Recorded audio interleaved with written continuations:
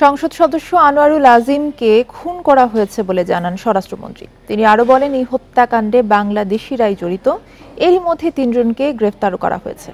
দুপুরে ধানমন্ডিতে নিজ বাসভবনে সংবাদ সম্মেলনে এসব কথা বলেন মন্ত্রী। নিখোঁজের ৮ দিন পর কলকাতায় একটি ফ্ল্যাট থেকে এমপির মরদেহ উদ্ধার করে পুলিশ।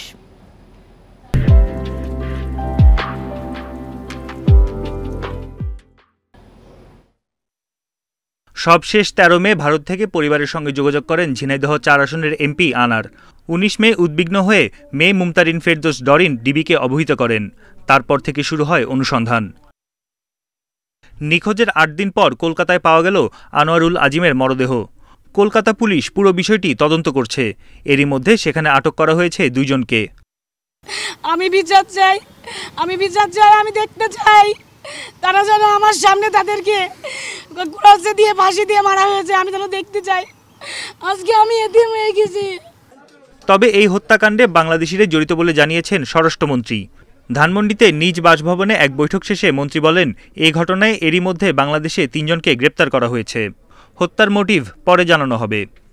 কলকাতার এক বাসায় তাকে পরিকল্পিতভাবে খুন করা হয়েছে এবং এই খুনের মোটিভ কারা কারা খুন করেছিলেন এই সব তথ্যই আমাদের ভারতীয় পুলিশ কাজ করছে, আমাদের পুলিশও কাজ করছে।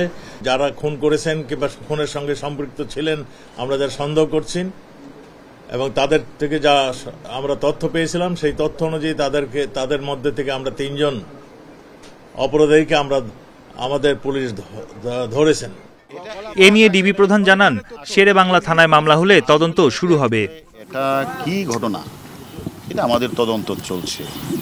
কোনো পারিবারিক, আর্থিক অথবা কোনো এলাকার দুর্বৃত্তায়নদেরকে দমন করার ফলে এরকম কোনো ঘটনা সবকিছুই আমরা তদন্তের আওতায় আমরা নিয়ে আসছি। ১২ মে চিকিৎসার জন্য ভারতের পশ্চিমবঙ্গে যান এমপি আনোয়ারুল আজিম। এর ২ দিন পর থেকে তিনি নিখোঁজ হন। এরপর ১৮ মে গোপাল বিশ্বাস নামের এক ব্যক্তি উত্তর ২৪ পরগনা জেলার বরানগর থানায় সাধারণ ডায়েরি করেন। বন ইবনে কামাল, ইন্ডিপেন্ডেন্ট নিউজ, ঢাকা। এ বিষয়ে বিস্তারিত জানাতে পশ্চিমবঙ্গের কলকাতা এবং ঢাকা থেকে যোগ দিচ্ছেন সহকর্মী দেবপ্রসাদ অধিকারী। আপনি এর আগে আসলে আমরা যেমনটি জানি আসলে সর্বশেষ খবর মতে যে ৩ জনকে গ্রেফতার করা হয়েছে। এমপি আজিমের মৃত্যুর বিষয়ে সর্বশেষ আর কি তথ্য পুলিশ দিয়েছে জানাবেন? দেখুন, এখনো পর্যন্ত পুলিশ ওই ফ্ল্যাটের যে নথিপত্র রয়েছে সেই নথিপত্র পুলিশ খতিয়ে দেখছে। কারণ হচ্ছে যে এমপি আজিম যে ফ্ল্যাটে ছিল সেই ফ্ল্যাটের নথিপত্র ইতিমধ্যে পুলিশ সংগ্রহ করছে। এখনো পর্যন্ত তদন্ত চলছে, অর্থাৎ এখনো পর্যন্ত সেই সব প্রাথমিক কাজকর্ম চলছে। পুলিশ সেখানে রয়েছে, সেই আবাসনেই রয়েছে এবং সেই আবাসনে এখনো ওই যে আবাসনের ২ জন সিকিউরিটি অর্থাৎ নিরাপত্তা রক্ষী তাদেরকেও পুলিশ জিজ্ঞাসাবাদ করছে যে এই যেদিন তিনি আনার সাহেব যিনি কলকাতায় এলেন এবং তারপরে ওই ফ্ল্যাটে যখন গেলেন তখন তাদের সঙ্গে কে কে ছিলেন। এবং পুলিশ মূলত মোটোটা বুঝতে চাইছে, কারণ এর সঙ্গে কোনো দুর্বৃত্তের যোগ আছে কিনা বা কোনো পরিকল্পিত, যেটা বাংলাদেশের পররাষ্ট্রমন্ত্রী যেটা জানিয়েছেন যে পরিকল্পিতভাবে খুন করা হয়েছে, সেই পরিকল্পনার সঙ্গে ভারতীয় কেউ যুক্ত আছে কিনা বা এই ঘটনা ঘটানোর জন্য এর সঙ্গে এখানকার কেউ সহযোগিতা রয়েছে কিনা, এসব কিন্তু এখন পুলিশ তদন্ত করে দেখছে। কিন্তু পুলিশ সূত্রে আমরা যেটা জানতে পারছি যে পুলিশ প্রাথমিকভাবে যে ভিসেরা অর্থাৎ তদন্তের যে অপরাধীরা যে তথ্যসূত্র ফেলে যায় সেই তথ্যসূত্রগুলো ওই ফ্ল্যাট থেকে সংগ্রহ করা হচ্ছে এবং ইতিমধ্যেই পুলিশ সিসিটিভির ফুটেজ, কারণ ওই ফ্ল্যাটে সিসিটিভি রয়েছে, সিসিটিভির ফুটেজ খতিয়ে দেখছে যে এই ঘটনার সময় কারা কারা ছিল এবং কোন অবস্থায় এই ঘটনাটা ঘটেছে, কবে ঘটনা ঘটেছে, এসব কিন্তু পুলিশ এখন খতিয়ে দেখছে।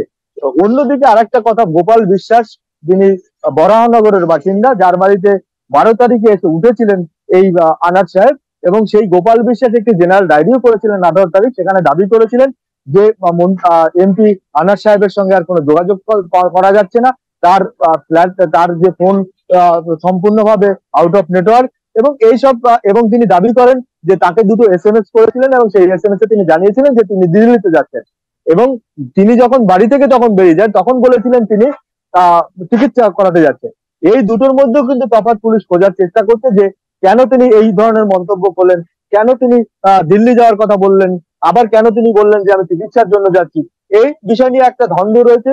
পুলিশ সেই দ্বন্দ্বকে পরিষ্কার করার জন্য ইতিমধ্যে কিন্তু জিজ্ঞাসাবাদ করছে এবং ওই ফ্ল্যাটের পার্শ্ববর্তী যারা রয়েছে তাদেরকেও কিন্তু পুলিশ জিজ্ঞাসাবাদ করছেন এই কারণে যে এখানে কবে এসেছিলেন, কিভাবে এসেছিলেন, কেউ দেখছিলেন কিনা। অর্থাৎ সূত্র পুলিশ তথ্যসূত্র সংগ্রহ করার চেষ্টা করছে এবং তারপরে পরিষ্কার হবে যে খুনের মোটিভ কি, এর সঙ্গে কোনো বিদেশি চক্র জড়িত আছে কিনা বা কোনো রকম টাকা লেনদেন সংক্রান্ত ঘটনা জড়িয়ে আছে কিনা বা অন্যদিকে কারো উপর শত্রুতাবশত এই ঘটনা ঘটেছে কিনা, সেই সমস্ত কিন্তু পুলিশ এখন খতিয়ে দেখছে এবং পুলিশ তদন্ত করছে। তারপরেই পরিষ্কার হবে যে এই দেবপ্রসাদ, এর আগে আপনি জানিয়েছিলেন মরদেহ থানায় নেয়ার খবর। মরদেহ থানায় নেওয়া হয়েছে, পোস্টমর্টেম আসলে কখন হবে আর কবে নাগাদ আসলে মরদেহ দেশে ফেরত আসতে পারে বলে জানতে পেরেছেন?